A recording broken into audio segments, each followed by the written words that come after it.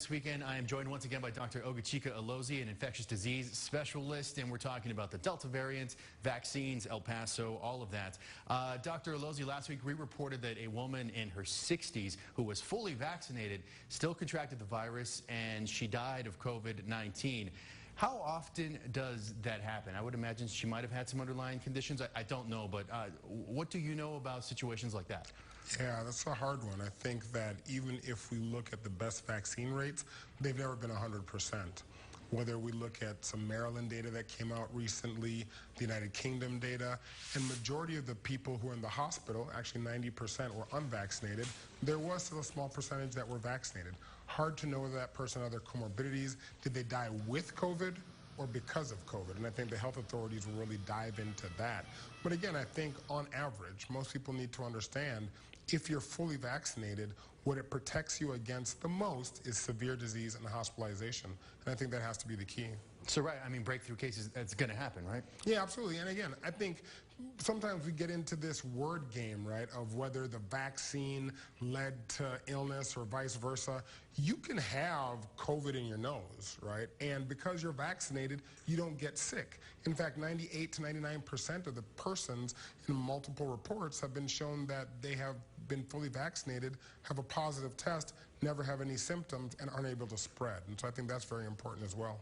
You were mentioning how testing numbers, they're going down. They've taken a nosedive. No one's really getting tested anymore, it seems. Should we still be getting tested? Does it matter? Yeah, I think it all depends. I mean, if you're vaccinated, fully vaccinated, and you don't feel sick, I don't think there's any actual need to do asymptomatic testing. If you've come in contact with somebody and you're fully vaccinated, again, unlikely that there's a need to do asymptomatic testing.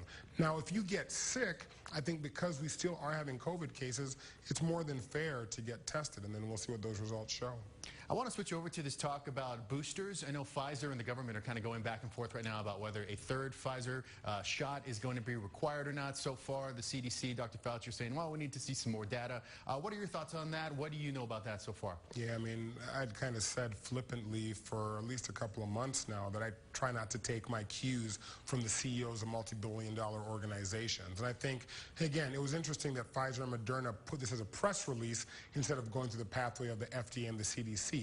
Rightfully so, and this is one of the few times this has ever happened in modern medical history. The FDA and the CDC came out and announced jointly at around 10 o'clock the same day that no, we don't think boosters are required. The data is still evolving. What we do know from the past is that even people that had the previous pandemic in 1918, 60 years later, they had T and B cells that were able to protect them against that said virus. And so people get caught up a lot about, well, I don't have antibodies. Antibodies are less than 10% of the answer. You have B cells, T cells, a host of other things. Our immune system is an amazing thing, and I could geek out about that as an ID guy for a while, but I think the booster conversation is yet to be determined for healthy-ish people. I'm sure a lot of people out there are wondering, well, the thing is, I don't want to wait and find out until it's too late that I needed a booster. So where in the process, just kind of scientifically, if you can layman's for us, how does that work? How do we find out when, yes, a booster will be needed? Yeah, absolutely. I think Pfizer and Moderna and even Johnson & Johnson, Novavax, and AstraZeneca, they're all looking at this. And so what they're doing is looking at the people that were in their trials and measuring their antibody levels 6 months out, 8 months out. And I think that's appropriate.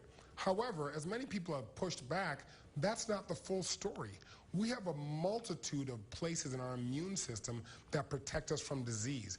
And the reality is that if we had all these antibodies floating around our blood all the time, our blood would be super thick and we'd probably die of heart attacks and brain aneurysms. And I think, again, we're not there yet. The science is evolving, and I understand that people are anxious, they're concerned, and some people are willing to say, hey, I'll take as many shots as possible, and I applaud you for that. I, however, think we're not there yet, especially when we think about the fact that less than 2% of the rest of the globe has been vaccinated. As long as we continue to have outbreaks around the world, we'll continue to have variants that can affect us here at home. We've got school coming up pretty soon. You go to Walmart, go to Target now, they're already setting up all the back-to-school stuff. What are you hearing about vaccines for children 12 and under? Yeah, I think there's going to be a push to get those vaccines approved during the fall. I'm not sure right now, looking at the timeline, that it will meet that sort of cutoff for back to school. And this is where, again, the CDC came out really strongly a couple weeks ago and said, If you're going back to school and you're under 12, right, depending on your community prevalence, you may not need to mask children. If you have an area where the prevalence is high, community spread is high, you may have a conversation about masking. I think that's going to be not only a school decision, but a personal parental decision. Some parents may feel, hey, I don't like the fact that my kid has a mask on. They feel uncomfortable with it. They don't get to see faces, and I think human communication relies on eyes and facial expression. Others may be concerned, and I think everybody has that right to wear a mask. And I don't want to try to come off as one side or another. I think we've done that too much during the pandemic. We just have to let people make their decisions, and hopefully the public health department will guide as well.